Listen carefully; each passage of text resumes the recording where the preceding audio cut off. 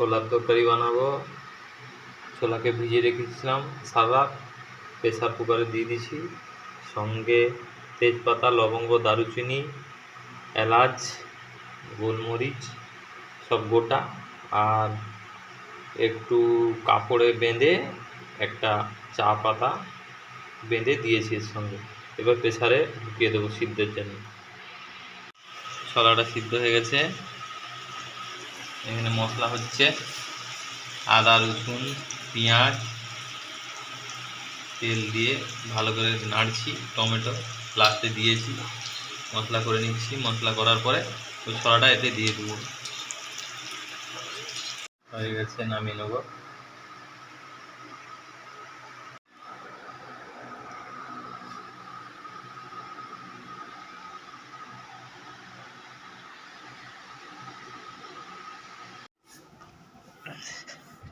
আজকের হবে কচুরলতি দিয়ে চিংড়ি মাছ। কচুরলতি বাজার থেকে কিনে এনেছি, এবার কেটে নেই।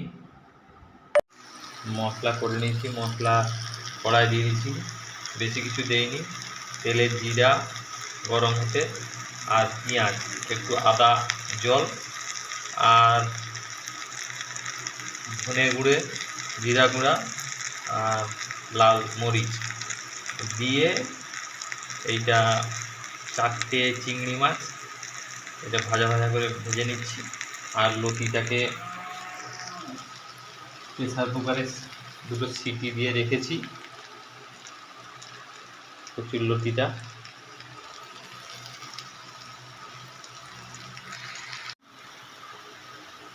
দিয়ে দিচ্ছি কড়াই, হয়ে এসছে।